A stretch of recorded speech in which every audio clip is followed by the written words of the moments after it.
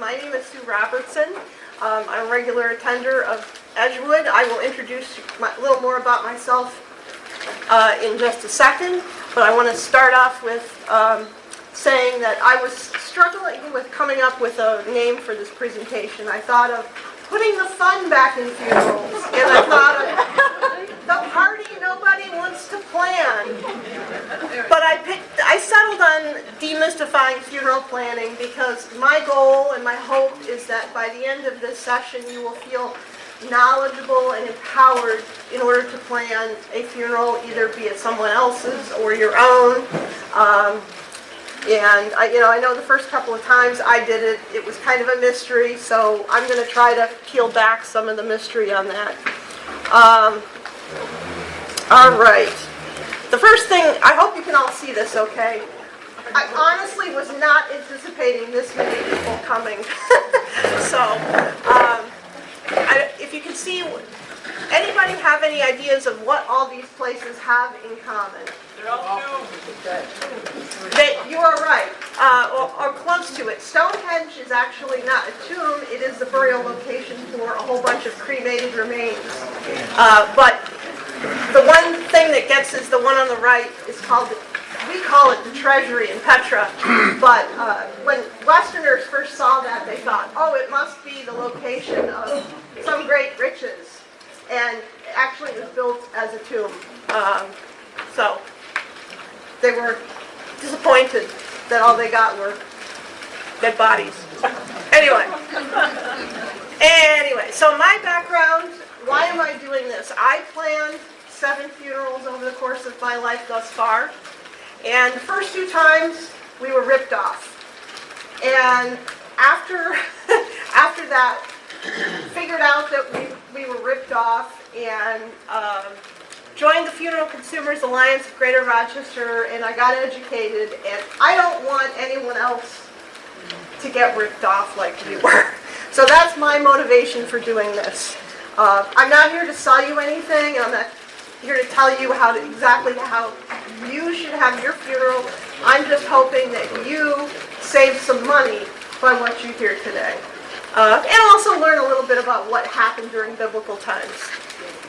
Professionally, I do environmental due diligence for commercial property transfers, and one of the properties I actually had the chance to look at was a funeral home. So I got to see every room in the place. I got to catalog all the chemicals, and I found it was interesting, sort of a behind-the-scenes look that most people don't get. My question for you, maybe I'll get a couple people to answer, is if you've ever planned a funeral, how did you choose the funeral home? Anyone want to volunteer? Word of mouth. Word of mouth, okay. Knew the owner. Knew the owner, okay. And? My son and I Googled funeral homes. Okay. My husband had passed away. Came up with the same name. Okay. Anybody else? We lived in a small town and there was only one. One? Okay. That's a good answer. All right. When you're shopping for a new car, where do you look for information? The internet. That's the answer. Okay. The thing with funeral homes, and you're, for whatever reason, not exactly represented, but most people choose funeral homes because that's where their family or friends went. That's the majority. The second biggest reason is because that's close. It's in the town, it's close, it's local. Those are by far the 2 major reasons why people choose a particular funeral home. And if you've ever gone and looked at funeral home websites, you'll know that the vast majority of them do not have a whole lot of information. And I really apologize that I really didn't anticipate so many people, so I would have had a much larger screen. And anyway, I'll try to get everything out to you and what's on here. So only a quarter of all funeral homes have any kind of price information on their website, any kind at all, and only 16% post their entire general price list. And I will tell you that this is significant because prices vary a lot. Looking at the funeral homes in Monroe County, the price for a direct, simple cremation varies by almost 400%. Now, if you were going to go to a store and you saw a carton of eggs was $3 at one store and $12 at another store, where would you buy that carton of eggs?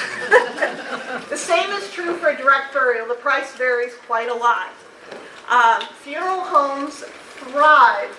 As a matter of fact, the reason they exist, the number of them that they do, is because of the lack of competition and the lack of price transparency. Less than 11% of people who buy funeral services will compare prices. And as anyone who's planned a funeral knows, funeral planning is stressful. It's the absolute worst time in your life. It's very emotionally charged, and not always, but very often, there's family strife going on around the death for whatever reason, and sometimes people disagree on what sort of funeral services to buy, so it's just a very emotionally charged time. Planning ahead takes the pressure off. And I will also say that one of the reasons we're here is funerals are really funny business. It's like walking into an alternate reality. I say this because, one example, when my husband's aunt died, and she didn't have any children, so we were responsible for taking care of her final arrangements. And the funeral director called me up. He had picked her up, and he called me up and he said, "Don't worry, your aunt is here at the funeral home and she's safe." And I said, I didn't say this, but I'm thinking, she's dead. What could happen to her? It's not like I'm worried you're going to get into a car accident on the way. So it's just sort of an alternate reality you walk into with funeral planning. That's not the only funny story, but anyway. So I want to go back.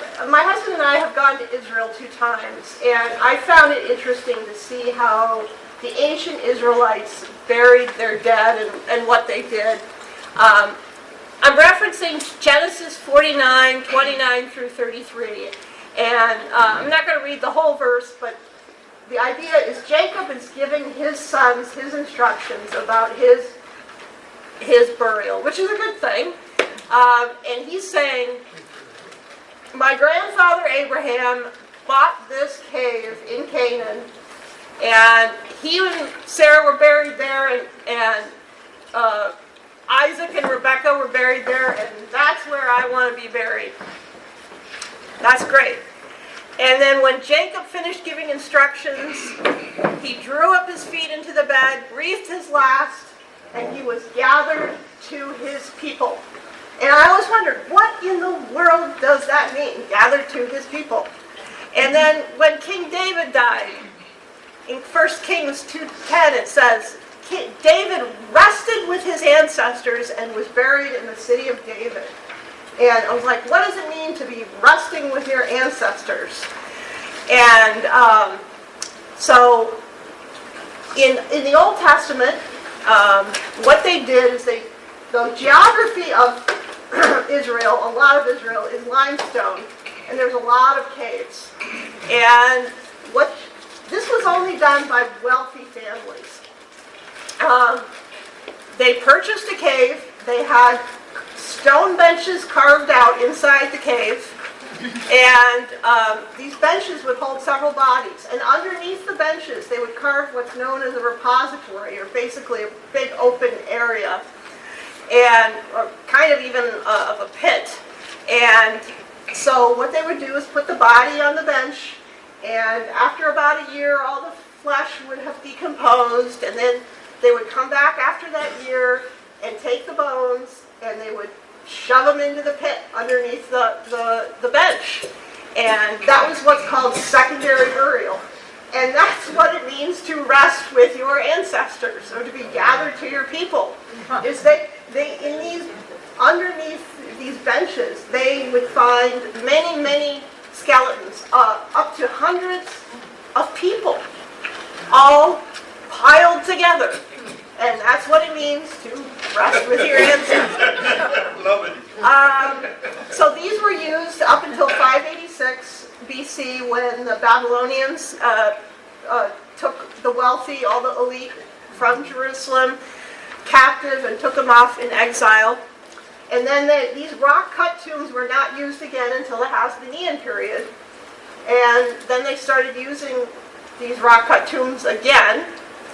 And I want to show you a picture of what, this is a first temple or kingdom period tomb. This is outside Jerusalem. It's a place called Kefet Hinnom. And you can see there's the bench, and there's the repository door. And this is a overhead view, and you can see the bench there, and they actually carved headrests in. They wanted their dead to be comfortable, I guess. And the repository door, and you could fit several bodies on a bench. Now, interestingly enough, same time period. These are Philistine coffins. Everyone thinks the Philistines to be unsophisticated, but they actually have a sophisticated culture. And they were influenced by Egypt, which was their neighbor. And so you can see these coffins that look very much like an Egyptian coffin. And again, these were wealthy people. Now, I want to be clear.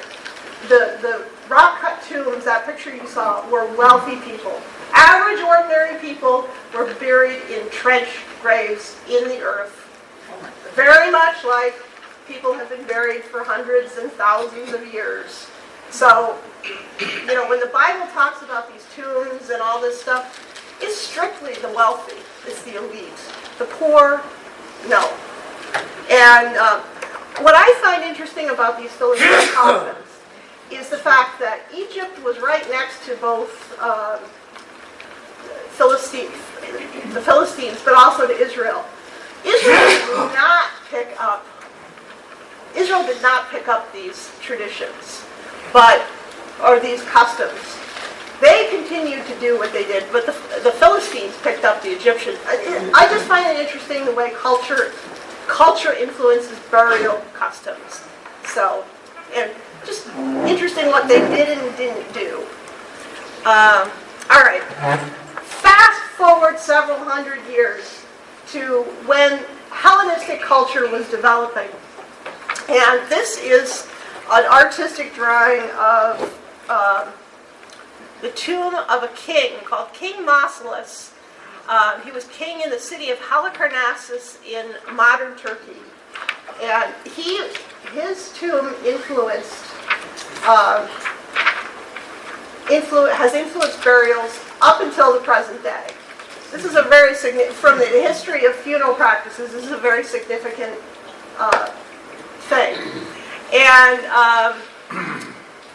you would probably recognize the name Mausolus, because that's where we get the name mausoleum. And so he just had this incredibly elaborate, monumental tomb. And this is something that did influence the Jews. So at this time, we have the Hasmonean or the Maccabees. And so, this is from modern day at the Mount of Olives, just outside Jerusalem. This is the tomb and a monumental marker of a priestly family. And I find it interesting. Well, first of all, the priests were Sadducees. They didn't believe in the resurrection, which is interesting. But they were the most wealthy people in Israel, and so they could afford to have a monumental marker that looked very much like the tomb of King Mausolus. And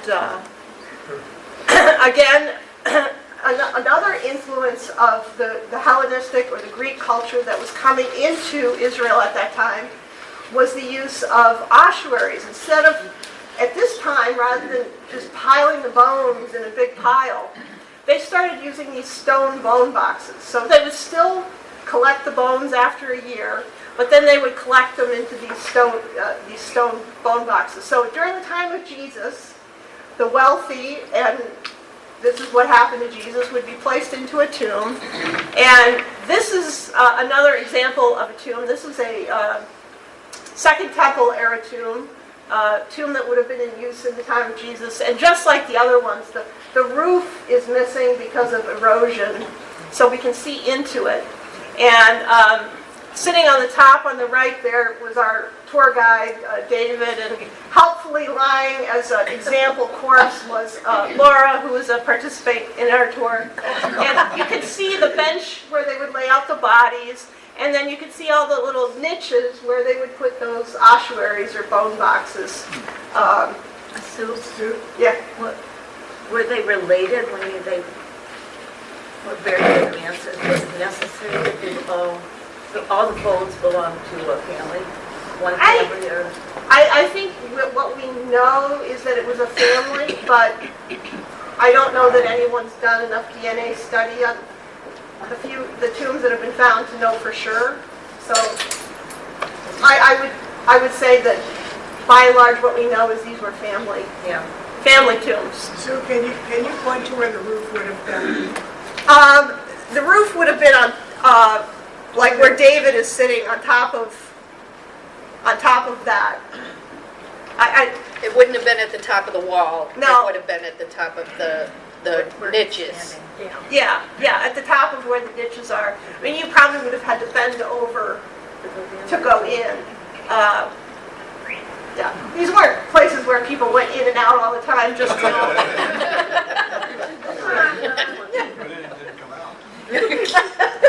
Anyway, so if you want to understand biblical burial and Jewish burial today, this is the key verse, Genesis 3:19. By the sweat of your brow you will eat your food until you return to the ground, since from it you were taken, for dust you are, and to dust you will return. And this is the thought behind all of this, and the fundamental thought behind Jewish funeral practices. We as Christians, we have hope. 1 Corinthians 15 tells us, but Christ has indeed been raised from the dead, the first fruits of those who have fallen asleep. For since death came through a man, the resurrection of the dead comes also through a man. For as in Adam all die, so in Christ all will be made alive. So that's our hope. I don't want to just focus on the death part, because we have the hope of the resurrection. And I also want to point out to you some verses from 1 Corinthians 15. I declare to you, brothers and sisters, that flesh and blood cannot inherit the kingdom of God, nor does the perishable inherit the imperishable. Listen, I tell you a mystery. We will not all sleep, but we will all be changed in a flash, in the twinkling of an eye, at the last trumpet. For the trumpet will sound, and the dead will be raised imperishable, and we will be changed. So that's our hope. So I want to talk a little bit about. I want to talk a little bit about the traditional Jewish funeral.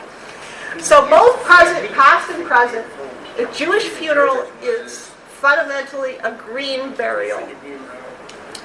They do nothing to retard or accelerate decomposition. There's no embalming, a quick burial, direct contact with the earth.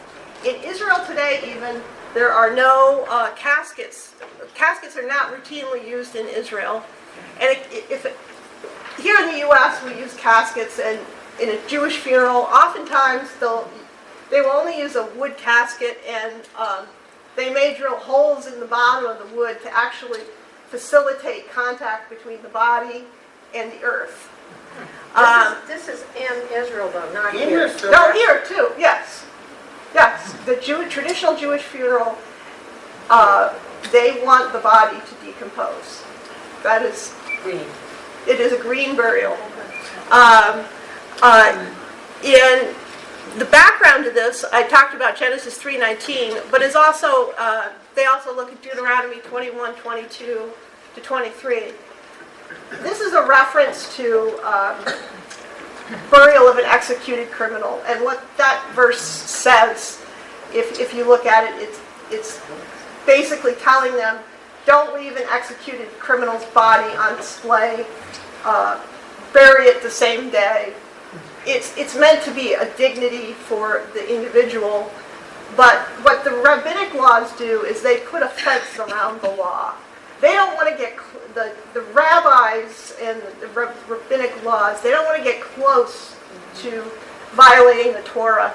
So they in their practices, they make their practices a little bit further away. So what they say is you have to bury the body quickly, ideally within a day or two, and it has to be burial because that's what they said in this verse in Deuteronomy. But if you look back in Deuteronomy, that's not what it says. But I wanted to be clear. I hope that's clear as mud.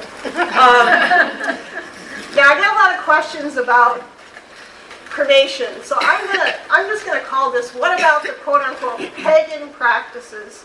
And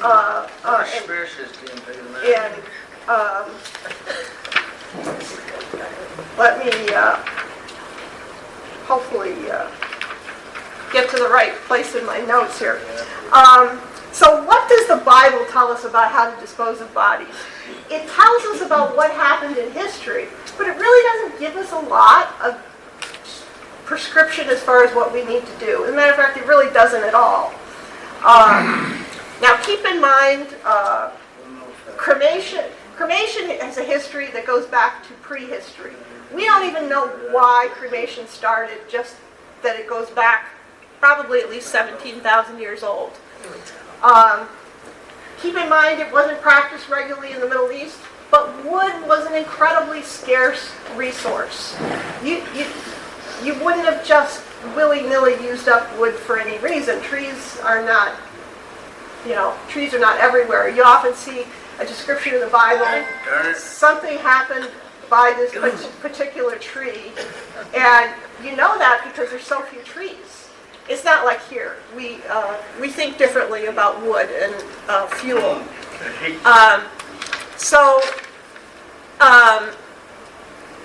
And then there's another quote-unquote pagan tradition, and that's embalming.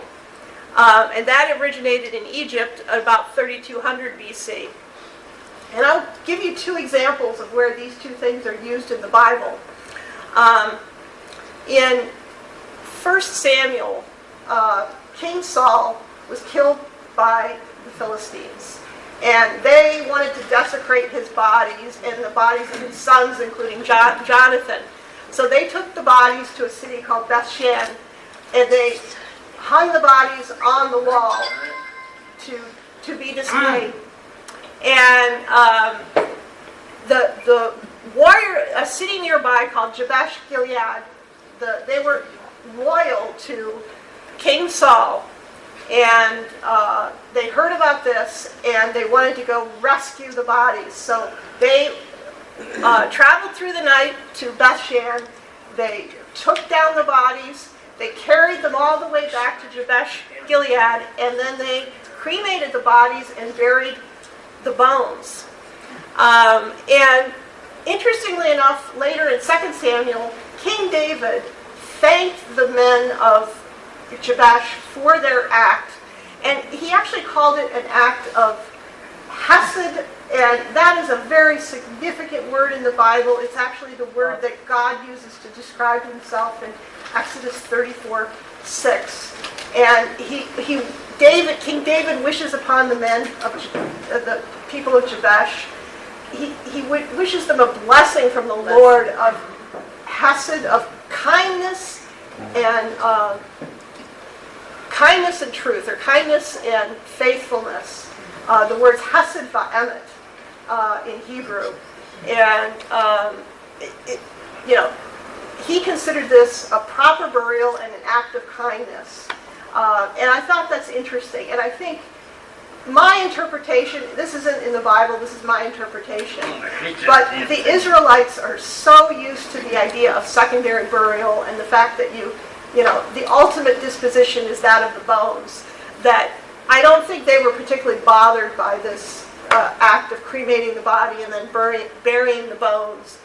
And the reality is, when you do a cremation in modern world, they give you a urn of what they call ashes. But basically what it is pulverized bone. You're getting all the bone of the body back. So that's an interesting thing. But basically, the Bible doesn't say you have to be buried this way, or you have to do this or that or the other thing for the disposition of a body. So I would say, I'm quoting Michael Card here, don't be dogmatic about the things that the Bible is not dogmatic about. And the Bible is not dogmatic about the use of cremation or embalming. And there's an example of embalming. The patriarchs Jacob and Joseph were both embalmed. That was done in Egypt by Egyptians. But that was not a practice. Neither of them were practices that were regularly used by the Hebrews. But, that doesn't mean they're bad, and there's nothing in the Bible that says they are.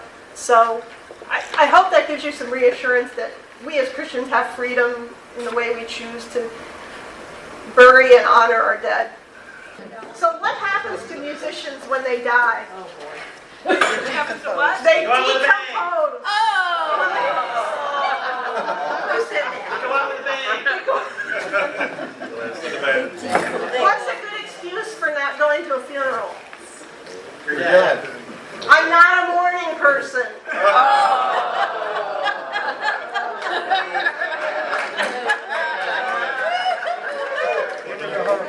Okay, we're going to move on to modern funeral practices, why we do the things we do today, and how you can buy funeral services and not break the bank. All right, first I'm going to start off with some questions. True or false? I'll take a couple of answers here. Embalming is required by law for public viewing of the body to prevent the spread of disease. False. Yep, that's false. Okay. The process of embalming preserves the body indefinitely. False. Okay. A casket with a gasket, also known as a sealer or protective casket, helps preserve and protect the body. No. Preserves it for what? I'm going to go through each one of those. The name on the funeral home, like Amy got up there, is the name of the family that owns the facility. Yeah, okay. And prepaying for a funeral is always a good idea. Okay. You are a very educated audience. Nothing true there. Nothing true. Embalming is not required by law for viewing or for anything else, but almost every funeral home will require embalming in order to hold a public viewing in their facility. So, there you go. Typical funeral embalming is meant to preserve the body for a few days to about a week. Embalming fluid is actually dyed pink to make the dead look less dead. The whole idea of embalming is to make the dead look a little better. And it preserves the body for a few days, not much. So can you refuse to, can the family refuse the embalming? Absolutely. And I'll get to that. What was that? Can a family refuse embalming? And absolutely. A sealed casket actually accelerates decomposition. Anyone who's had any chemistry, you know what anaerobic decomposition is like. That's what happens. And the gasketed caskets actually can explode from a buildup of gases. This is really a problem, and it's happened at mausoleums. Exploding can mean anything from cotton. No, They're like your cookies.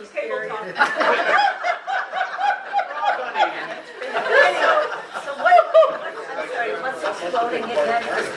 the gases from the decomposition. The casket. The casket can pop a seam, or the top can pop off. Don't it happen very often? I'll tell you what happens. Funeral directors, mausoleums are aware of this. So what they do, I will read you from a funeral industry publication. This is a quote from this book, Final Rites. The Funeral Service Insider, a funeral home publication, published an article on exploding casket syndrome in 2003. FSI offered its readers 4 approaches to consider. Do nothing, cut chunks out of the rubber seal. They do that. They'll do that. Leave off some of the casket hardware so air can get in, or just unseal the box completely. What they'll often do is they'll just remove the gasket or prop the lid open so this doesn't happen in their mausoleums. They just don't tell you. This is after they purchased it. This is after you purchased it. Okay. Yeah. This is the dirty secrets of the funeral industry. The name on the funeral home may or may not be of the current owner, and it could be owned by a big corporate chain.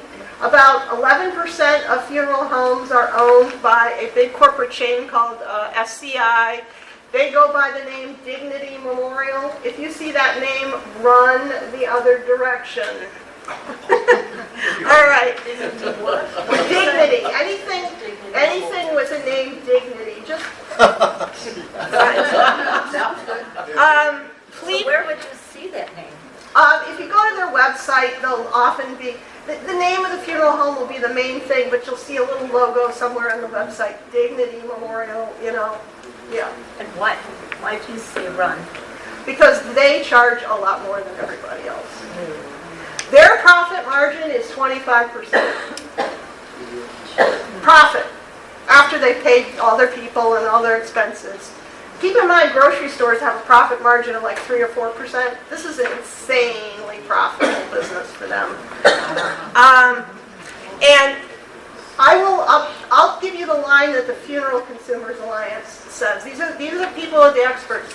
Pre-plan your funeral, but do not prepay unless you are spending down for Medicaid, for nursing home care or some sort of long-term care where Medicaid is going to be the payer. That's the only time. Otherwise, it's not a good idea. All right, where did we get to where we are with American funeral practices? Prior to the Civil War, it was a traditional American funeral that dads were cared for by the family, and they may have purchased a casket from a cabinet maker, but if you had a wake or a service, it was done in the home. Actually, back in those days, they called the living room the parlor, and we don't have parlors anymore because someone decided back in the early 1900s that we're going to call the parlor the living room because we're not laying out our dead there anymore. So we have a lot of culture that we don't realize that comes from funerals.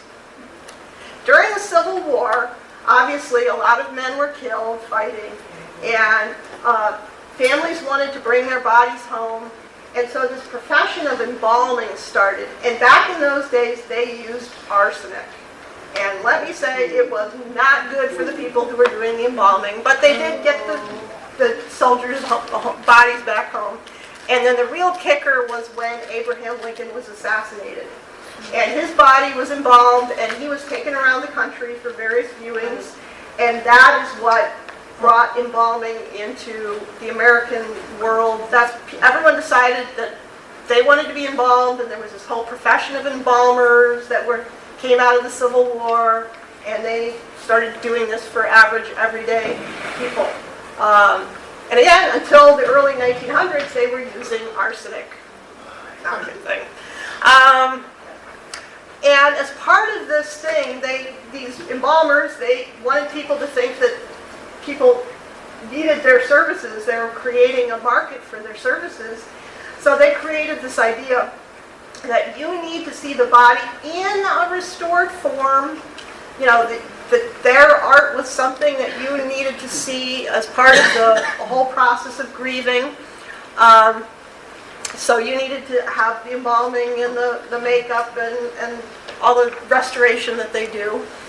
And they took advantage of people. And unfortunately, in 1963, a woman named Jessica Mitford wrote a book called The American Way of Death, which I have a copy here you can look at. And it was a real expose, and it opened a lot of people's eyes and changed a lot of things about the funeral industry, including pushing the government to regulate funerals for the first time. And in 1984, the FTC issued the Funeral Rule, which is still today the thing that protects the only thing that protects consumers. So what about funeral directors? I call this funeral directors demystified. Funeral directors are not quasi-clergy. Even though they wear suits and they speak in hushed tones, they are not quasi-clergy. They are professionally trained salespeople. What they do as part of their education and continuing education and training and seminars and funeral publications is they learn how to sell more stuff to people at their worst time and to take advantage of people's grief. And I wish I was being facetious about this, but I'm not. This is the honest truth. And funeral directors will ask you questions designed to reveal how much you might spend. One of the things you need when part of a funeral is you need death certificates. And they're going to ask you how many death certificates you need. And this is from a funeral director. And part of that is you're going to be grieving. Your mind is going to be in a different place, and you're going to say, "Why do I need death certificates? How many do I need?" And the funeral director is going to say, "Well, does the person who died, do they have any property? Do they have any financial accounts, any investment accounts, brokerage accounts?" And they'll kind of want you to have a sense of go through and list. And Uncle Fred, he had a bank account, he had a brokerage account, he owned a rental property, and and that funeral director just has all kinds of information about how much money you might spend. They're also going to ask about life insurance policies. And believe me, don't tell them how much that life insurance policy is, because they will spend it all. So how many real certificates do you need? And how many copies do you need? Well, that depends on if your accounts are set up as payable on death or not. If you have payable on death accounts, you'll need one for each of those. Originals or copies? They usually want originals. So you can go and get more. You can get more. You're not prisoner to the funeral director, but they want to know about your wealth. Dave? Yeah, there's some things, utilities, they won't shut them off unless you got a death certificate. Yeah. A lot of times, sometimes you can take it in the office, show them, and then you can take it back. You don't necessarily need to surrender copies, but you often need more copies than you think you do. Ann? Yeah, that was an issue with me, and I ordered a certain number of copies. It was a convenience that they handed it to us at the gravesite, and that was great. But then I found out later, I paid like $50 per copy, and I could have gone to Monroe, it's up near Monroe College, where the medical examiner's office is. You can make an appointment, and then they're $30 a copy. Okay. Ann was saying that at Monroe County, they're $30 a copy, and the funeral home charged you, what, $50? Yeah. That's highway robbery. Yeah. It was convenient. They had them right there and handed them to you, but Yeah, I've not had that experience. Usually the funeral directors that I've gone to have sold them to me at cost, but that doesn't mean, there's nothing that requires them to sell them to you at cost. They can mark things up. that's right. And So you can actually refuse them when they say, how many do you need? We can just say, We'll take care of it. you can just say, we'll take care of it, we'll get them from the government. You can make an appointment at the medical examiner to get a copy. But ask them how much they are. And you can get back to them. It's not like you have to tell them right at that instant. But they want to know because they're sizing you up. They'll also size you up by what you're wearing, what kind of car you're driving. I wish I was being facetious about these things, but I'm not. Some things, and probably most of you know this, but what to expect when a loved one dies is if a death occurs in the hospital, usually hospitals have refrigeration capability, so you don't necessarily have to have a decision like right that second. But if a death occurs in a nursing home or a hospice or at home, you're going to need to make a decision really, really fast, because nursing homes and hospices do not have refrigeration or storage capacity. They're not going to want to have a body sitting around for hours and hours. So they're going to call you and expect a removal really pretty quick. And the reality is, because the American funeral industry is built on embalming, only a few funeral homes actually have refrigeration capability. You would think they all do, but they do not. And so you need to be able to make decisions pretty quickly. The other key thing is you want to have price information in your hand before the funeral director has the body in their hands. Because once the funeral director has come up, picked up the body, you've already spent a whole bunch of money, whether you like it or not. This is a funny billboard sort of interlude that I saw on a trip once. I just thought this was something cute to throw in. But anyway, the next section is about funeral options and costs. I think everybody's aware of what a traditional, quote-unquote, traditional American funeral is. These start at $8,000 to $12,000 or more, and I say start, they can go up to the sky. This is where you have the body present in a casket. You might have a viewing or you might not. It often involves a procession to the cemetery after the funeral and a graveside service. It requires the purchase of a cemetery plot, plus the cemetery will charge you a fee for opening the grave. Cemeteries almost always will require and charge for a concrete grave liner or vault unless you do a green burial. And funeral homes almost universally will require embalming for public viewing. And as we talked about, embalming is to make the body look better, not to preserve it. And here's an interesting fact. Embalming is only widely practiced in the U.S. and Canada. Outside this, it's not routine. It does happen in other places, but it's not routine like it is here. So if you choose cremation, and you don't want a viewing, there is no reason to embalm. There is none, no reason at all. Okay, if you choose cremation, do you need to have embalming? No, absolutely not. And In the oven. cost, direct cremation, the cost of direct cremation starts at about $800, and in this area goes up to $3,500. This is just the funeral home fee.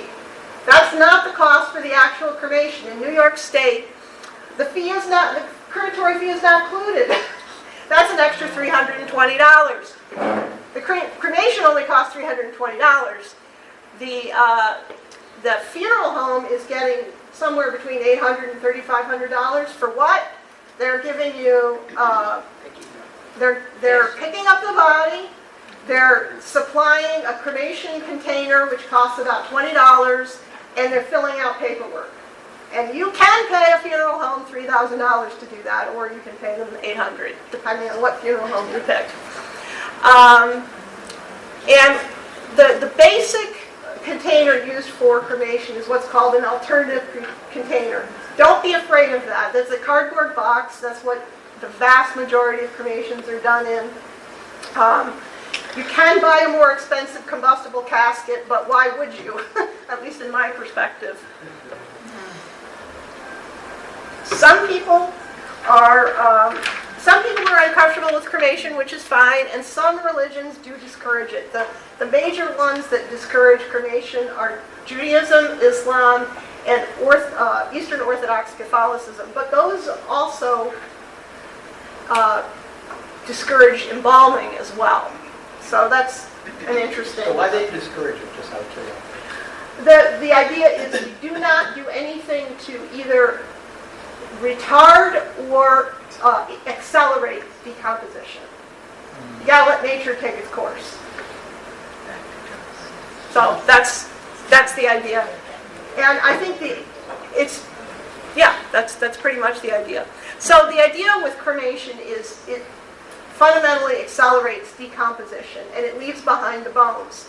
You get, from the funeral home, you'll get a box of ashes, but those have been ground down in a machine called a cremulator. Anyway, funeral homes do not like cremation because they don't make a lot of money on it unless you go to one that charges a lot. Funeral homes will try to upsell you. They'll try to get you to have a viewing in advance so that they can sell you a casket, they can sell you embalming and all this stuff. So that's how they try to recover from losing the money from cremation. And I also I'll get to your question. There are 3 crematories in Monroe County. Any funeral home you go to will use one of those 3 crematories. In New York State, crematories have to be operated by cemetery corporations. Funeral homes do not operate their own crematories. In other states, funeral homes will operate their own crematories. So that's just a difference that you may see if you make an arrangement for someone else in another state.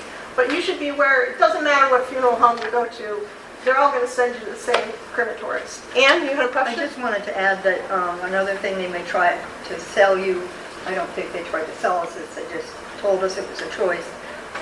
The grave liner, the cement, whatever, that the casket goes in, there are airtight ones Yes. that are sealed, Yes. or just the cement, and That's a very good point. With casket, you can, with caskets, there's a whole range. Obviously wood caskets don't seal, but then, there's metal caskets, and the basic ones don't have a gasket, and then the more expensive, quote unquote, better ones have the gasket, which you really don't want. And then you can buy a vault. And the vault that goes in the ground, all cemeteries will require a vault because it prevents the ground from caving in. And because heavy equipment is used in cemeteries, they want those caskets in a vault because the casket will eventually decompose, and no matter what it is. And so they try to upsell you with these hermetically sealed vaults. sealed. As You my can- son said, why? You can buy, if you want to buy a traditional funeral, you can buy a grave liner, which is cheaper. My understanding is that they don't have a bottom, they're just the sides and the top. So, and they're not sealed, obviously. And when we buried my grandmother, that's what we did. We just used a regular grave They liner. call it what? A grave liner. Which is what, actually? It's just pieces of concrete that form the side and the top above the casket, So because the cemeteries require a vault or a grave liner. or a grave, Yeah, something to keep the ground from caving in, so that they can mow over it and run their, heavy equipment over it. All right, will the funerals tell you that that's a choice? they should. All the funeral homes. I will get into the price list, but they should have a price list for that. This is a graph. I call this traditional funerals are on their deathbed. You can see back in the 70s, only a few % of people were cremated. And today, more than half of people are cremated. Half of dead people are cremated. And in the future, in a few years, it'll be more than 3/4. I call this graph the thing that makes funeral directors cry, because this is fundamentally changing their industry. They make a lot less money on cremations, and this is really significant. The question about what you can do with cremains, the ashes are also called cremains, that's the industry term. You can keep them, you can scatter them over land. New York State has no laws regarding scattering of cremains, but you do need to ask permission from the landowner. If you want to scatter in a park, you may need permission, and be mindful of the wind direction. Yeah. I put in this headline, "Stop scattering your ashes at Disney." Apparently this is a real problem. Lots of people go to Disney and want to scatter their loved ones' ashes. Don't do that. You can scatter ashes at sea. Technically, according to the federal government, you have to be more than 3 nautical miles from land and notify the EPA. Nobody does this. But there are some people who take their loved ones ones on a cruise for that final. You do have to notify the cruise line because you can't just throw things off the cruise ship, but they'll give you a chance to do that. Cruise lines apparently do, so. You can intern the ashes in a columbarium, which is a little above ground niche. Or you can intern the ashes in a cemetery, or there are more exotic options. You can have your ashes shot off into space or formed into a coral reef. There's all kinds of things. I don't know if anyone's interested. One other option that is available is some people do the incredibly generous thing of donating their body for anatomical gifts to medical school. They do embalm the body. They don't embalm it like funeral directors embalm it. They embalm it for long-term preservation. They're using different mix of chemicals. And when they're done, in about a year or two, they will cremate the remains and return them to the family. And this is something that if you want to do, you need to have a backup plan because sometimes things go wrong, like if you have an autopsy or if you have organ donation, they will not accept the body, so you need to have a backup plan. If you die in a nursing home or in a hospital in Monroe County, there is no charge for this. If you die at home or somewhere outside the county, you'll have to pay a funeral director to transport you. And the donor must make arrangements in advance. Your family can't do this for you. You have to make the selection yourself. For those who know Jane Harris, she did this. Yeah, yes, she donated her. We found this out. The cremains, if you want to send them to another family member, can only be shipped from funeral director to funeral director. Really? Yep. That's a new one on me. It's another $500. Yeah. I'm going to have to check on that one, John. That may be what a funeral director told you. I don't know that it's true. Well, it's what funeral directors in 2 different countries told me. Oh, it's a different country? Yeah, it's a different, That would be... well, but here too. Okay. I always check with what a funeral director told you. Oh, yes. You know. All right, I'm going to talk about green options because there are some new things that are coming to a funeral home near you, I hope. All right, you may have heard of, how many of you have heard of green burial? Few, good. All right, there are some cemeteries in our area that do green burial. In Monroe County, Whitehaven and Monroe and Mount Hope have green burial sections. There are also, I think the Catholic cemeteries have some too, but we're not Catholic, so I didn't put the information out here. Then there's a cemetery so they're what's called hybrid cemeteries. They have regular sections, which is the bulk of their cemetery, and then they'll have a smaller green section.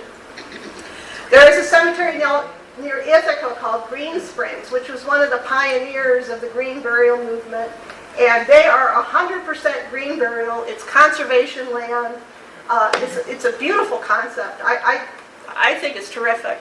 And they are completely cooperative. They're a cooperative-owned cemetery. And their prices are very reasonable. But anyway, not so much for Whitehaven and Mount Hope. It's quite expensive. Basically, because you don't use a vault, they make the grave larger because there's going to be some settling, and you can't bury people quite as closely together without a vault. So a green burial is what's called a direct burial. On every funeral home price list, there's going to be what's called a direct burial, and that's basically the simplest kind of burial without no embalming. That's the big thing. And so there are quote-unquote Green Council certified, Green Burial Council certified funeral homes. You don't have to go to one of them to get a green burial. You can go to any funeral home. But there's no embalming, no concrete grave liner or vault. It's straight to the ground. You have to use a biodegradable either casket or a shroud. You can use a cardboard alternative container. That's totally fine. And a lot of people, what they do is they'll take that cardboard container and they'll decorate it. They'll draw on it or paint it or whatever. And they also use a shallower grave because they want decomposition. That's the whole idea. The thing to keep in mind, though, is if you go to a funeral director asking for this, Just like cremation, they're going to want to upsell you. They want to sell you extra stuff, like an expensive biodegradable $2,500 willow casket, yeah, that you don't need.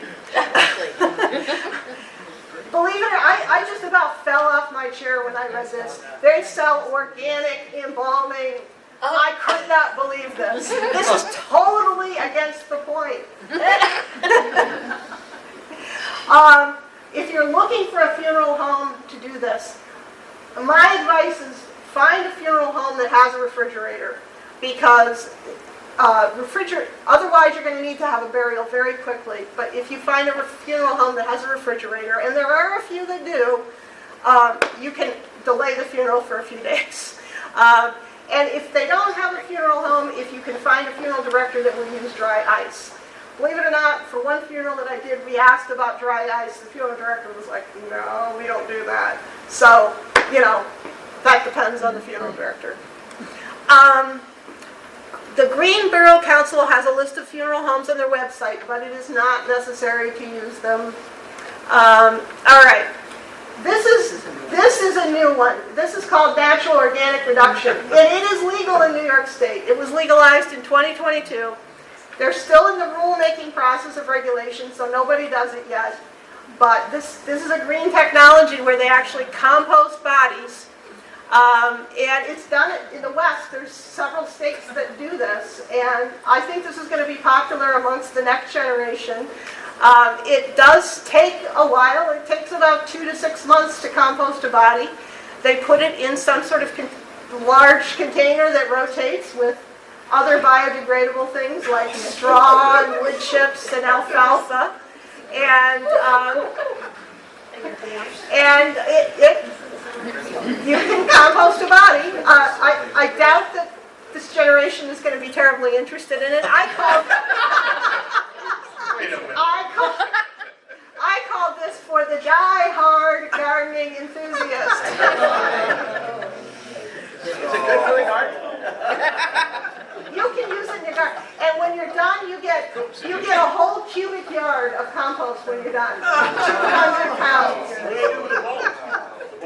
The bones, they go through the cremulator, Oh, okay. just like a cremation. Yep. This I think is one of the most exciting developments in funeral technology that I hope comes to New York State at some time in the future. And this is what I want, believe it or not. And it is called water cremation or alkaline hydrolysis. And you may think this is a weird thing, but it is legal in 28 states. It's not legal in New York yet. And I hope someday this replaces flame cremation because it uses only 1/10 the energy. It's very environmentally friendly, by far. It has no air emissions, no particulate emissions. The mercury fillings that are a problem with crematories, not a problem with this. They can recover. It's much gentler to the body. It takes a little longer than a flame cremation, about 6 to 12 hours. A flame cremation takes about 2 to 4, but it's pretty quick, all things considered. And the bones remain just like a flame cremation, and you get back the ashes just like a flame cremation. It's just less energy intensive, and you get to recover all the metal implants and fillings. And if you want this, call your state legislature and ask for it to be legalized. All right, how do you purchase funeral services? How do you not overpay on your most difficult day? I will tell you, funeral directors sell fear, mystery, guilt, grief, and status. This is reality, the sad reality. They sell fear of decomposition and creepy, crawly things. Mystery about what they can and can't do to preserve a body. Guilt, because people want the best for their departed loved ones. And I've seen this personally, how they, don't you want something better for so-and-so? Grief, the idea of loved ones must see the body in a restored state to accept the death and to grieve properly. And this is a construct from the funeral industry. There's no scientific evidence that you need to see a body to grieve. I mean, some people may want to see a body, but there's no scientific evidence that you need to. And they also sell status. You gotta have merchandise worthy of your stature, casket or whatever. All right. Every funeral home will give you, every funeral home has to, by law, give you a general price list. And they also, if you choose burial, they also have to give you a casket price list and an outer burial container price list, which is the vaults or the grave liner. Direct cremation and direct burial are always the least expensive options. These do not include embalming, viewing, or services. All other services are priced a la carte. So if you want a full traditional funeral, you're going to be getting an a la carte service. You would get the urn through them as well, right? Or is that? You can, or you don't have to. I'll get into Amazon it. sells. Hmm? Amazon sells. Amazon sells urns. Judy? Just like Urn that, after 30 days. Add something about the cremation services, and maybe you're going to include that, is that you can actually have some type of viewing at the crematory before the person is cremated. And they actually, if you choose to, you can rent a casket for the viewing prior to the cremation. Good point. Good point. Have to be embalmed. Right? But you would still have to be involved. But I'll tell you a way around. I will get to a way around that. You know, This is a very important thing, and this is probably one of the most important things I'm going to say. So note this: if you do anything other than a direct burial or direct cremation, you will be paying a fee called a basic service fee or basic arrangement fee. And when you look at those price lists, that's the first thing you want to look at, and probably the most important thing, because if you are getting anything from anything other than a direct burial or direct cremation, that price is the minimum price you are going to pay. And it kind of sets the tone for the whole thing. If you see a funeral home has a high price in that, you know they're a high-priced funeral home. And funeral homes expect to be paid in full at the time of service. And I don't know why this should surprise anybody. We have to pay for things when we buy them, but it's sort of disconcerting when you go to a funeral home and you say, okay, write me a check for whatever. It's a big, it can be a big number, so be prepared for that. Or they'll take assignment of insurance, but there's issues with that. Now, when we talk about that the funeral homes must give you a price list, this is because of the FTC funeral rule. They are required to give you a price list when you walk in the door. They are not required to give you a price list if you're not there in person, which may change in the future with regulations, but they do have, if you call and you ask, what is your price for direct cremation, they have to give you price information over the phone. They don't have to email it to you or something. Many of them will, but some of them won't, and it's kind of sad. The FTC funeral rule gives you the right to select only the arrangements you want. It gives you the right to decline embalming, but you may have to choose an arrangement such as direct cremation or direct burial, which does not require embalming. And the funeral rule also requires funeral directors to accept outside merchandise, including caskets and urns. So you can buy that $50 urn on Amazon eBay. or eBay that they charge $400 for. I'm not kidding you. Wow. But But can they still charge you for, like if you take, if you took a bottle of wine to a restaurant and a corking fee, do they still charge you something? and they tried that for a while, and then the FTC issued They an said no. opinion that they couldn't. Okay, Yes. interesting. Yeah. Yes. But that is a very good point. And they're not supposed to disparage your casket. They're not supposed to, if you have it sent in or urn, they're not supposed to make you come to the funeral home to receive it if you have a casket shipped in. all sorts of shenanigans that they try. All right. How to save money and avoid exploitation when planning a funeral. And if you can't see this cartoon, we also have urns if you want to think outside the box. This is my three-step process for saving money. Shop around, shop before you drop. All right. People rarely compare prices or shop around because very few funeral homes post prices. The Funeral Consumers Alliance has gathered a whole bunch of price information. And in your folder, there should be on the right, behind the FTC brochure, there should be a form, a spreadsheet that has prices from most of the funeral homes in Monroe County. It's pretty comprehensive. It's a little dated, so the prices have increased a little bit, but it will give you a good starting place to compare funeral homes. Sue, you get a price from a funeral home, quote.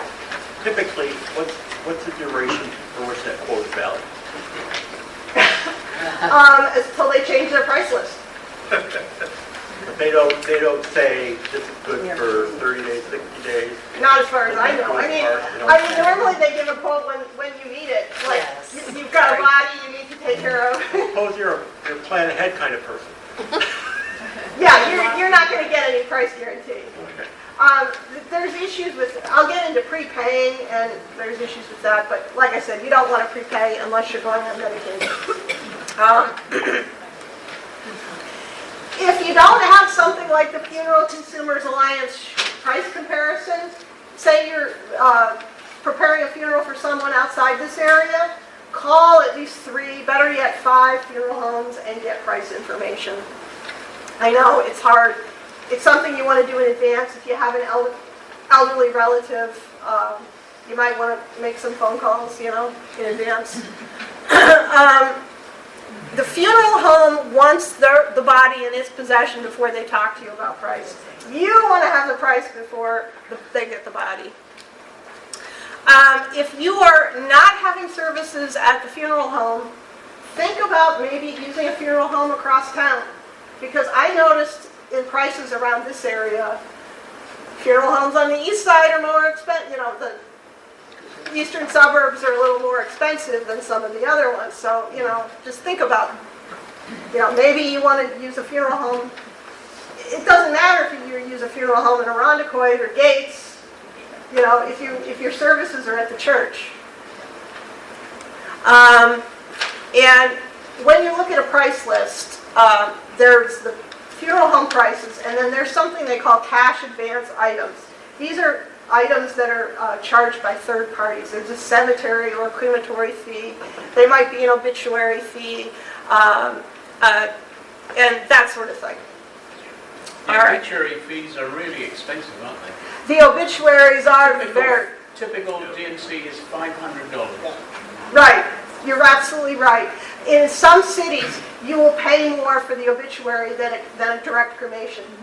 The funeral home we used, I appreciated them telling us that about that, the obituaries, but they suggested doing the minimum in the newspaper, just saying, go to this site, Right. to see the obituary, Right. and not printing the whole thing. If you didn't hear Ann, almost all funeral homes will have a place for you to put an obituary online on their website.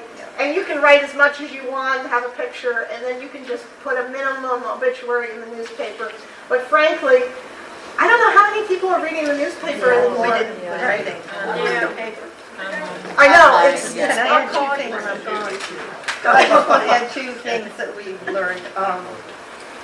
The funeral home we used was very helpful in that they pointed out that at Whitehaven, if you are buried on a weekend, you pay 1.5 times more because of the overtime for their staff than you do on a weekday.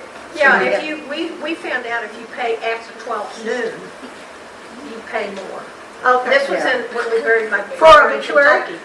No, The buried. burial itself. I mean, they called us and said, you realize that your funeral is going to cost more because he's being buried after noon, so we changed the time. So Yeah. the thing that, if you didn't hear that people pointed out, is that depending on the day or time of the burial, the cost may vary if you have to pay the grave diggers overtime. Right. Can I give a specific to Edgewood? So when my mom died, she wanted a Catholic mass, and the funeral home, the fee for the church, organist, all those things, the funeral director collected and gave to the church. That doesn't work at Edgewood. At Edgewood, we'll give you the fees. We're a Free Methodist church, pastors do not charge to officiate a funeral, but we do have some fees for like our tech people and music people and things like that. So you won't find that out from the funeral director, you'll find that out from Yeah. us. And if you're working with a particular church for a funeral home or for a funeral, your best bet is to contact the church staff and talk to them directly, like Darius said. No matter what it is, where it is, what church it is, talk to the staff. Don't work through the funeral director. I was going to mention this later in my presentation, but funeral directors will offer for supervision for a memorial service. Oftentimes, if you're doing a cremation and doing a memorial service later in a church, you don't need a funeral director to supervise. Correct. They're just hanging around looking good in their suit, you know. And you're paying them $1,000 for that, you know. So just something to think about. I'd rather give the money to the church, personally. The FTC is in the process of requiring, they have suggested regulations to require funeral homes to post their prices online. Hallelujah. But they've been working on it for years and it hasn't happened yet, so who knows? So this is just a picture of that price sheet, that spreadsheet comparison that's in your folder. Take a look at it. There's a lot of stuff. If you need help interpreting it, talk to me. I went through and I picked a few select funeral homes and I got updated price information last year on direct cremation, just to show you the differences. I picked some of the least expensive and I picked some of the most expensive. It varies, if I did my math right, it varies by 382%. If you go to Cremation Service of Western New York in Irondequoit, you'll pay $795. If you go to Harloff in East Rochester, you'll pay close to $3,000. And like I said, they are filling out paperwork, transporting the body, and supplying a cardboard box. If I sound a little jaded, it's because I am. But you can see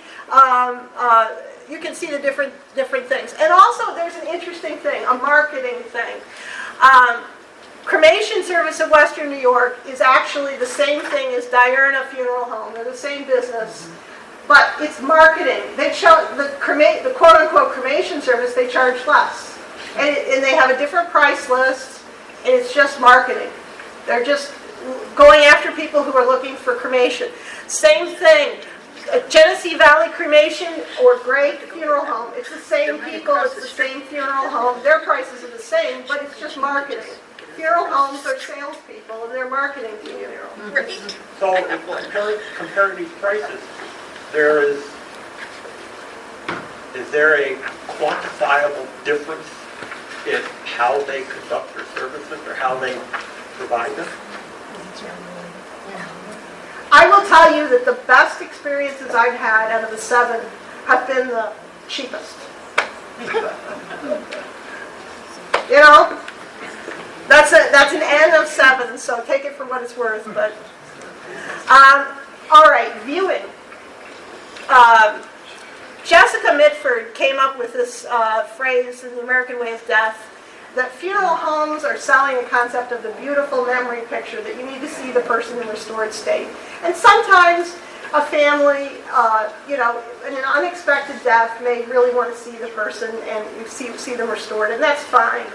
But a lot of times with older people or with an expected death, you know it's coming. You know, when my 102-year-old grandmother died, I did not need to see her another time. So you don't need to feel guilty about not having a public viewing. A new thing, which is becoming more popular, and you're starting to see on funeral home price lists, is what's called a private family viewing or private viewing. They will let you have a small viewing with an unembalmed body. You'll pay for it. You may pay a few $100s for it, which is entirely reasonable because there's some setup on their part and you have to use their facility. But this is becoming something where they'll have a small group of people, a private, immediate family or whatever, and do this. So even if it's not on the price list, this may be an option. Am I stretching time here? I'm sorry. More ways to save money. I already said choose direct burial, direct cremation. You can buy a casket or urn somewhere else. Funeral directors cannot charge a fee. And for obituaries, you can just use the funeral home website. And there are some other websites like Everloved that will do a free memorial website. So there's that. Costco caskets, you can buy caskets from Costco. May or may not be cheaper, but you can check.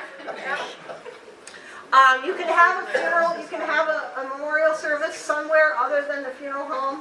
I think people in our church know that you can have a memorial service in a church. I got to tell you about this. You can do different creative things. When my cousin died, his immediate family had a traditional surfer paddle out. They live in San Diego and they're surfers. And they took his remains out and did this. It's a ceremony that surfers have been doing for 100 years. And they carry the remains out, they take flowers, they throw them, they splash the water. It's a cute little ceremony that they do. Veterans are entitled to free burial in the National Cemetery. You still have to pay the funeral home fees, but you can have a whole body or you can have cremains buried in a national cemetery. There is one in western New York in Pembroke. And this is my father's grave in Cape Canaveral National Cemetery. His remains were buried here. Prepaying. I think I'll just leave it with don't prepay, pre-plan unless you're going on Medicaid. And I had a couple examples of fraud, but fraud happens even in New York, even in recent times. And if you want to compare funeral prices, I just did this graph to show you a general difference in prices. The least expensive is obviously donating your body to a medical school. Direct cremation, water cremation is about the same price, a little more expensive. And then it goes on up to traditional burial. I also look at the environmental impact. Someone in the Netherlands did a study on this. By far, the least environmental impact are water cremation and natural organic reduction. Green burial and cremation are about the same, believe it or not. And the biggest impact the funeral has is the people who travel to the services. If you don't have services, it's not an issue, but a cremation takes about as much energy as driving a car 500 miles. So if you think about it, if 50 people come to your memorial service and they drive 10 miles, it's the same thing. So it's, you got to look at it in perspective. But traditional burial is obviously the greatest environmental impact.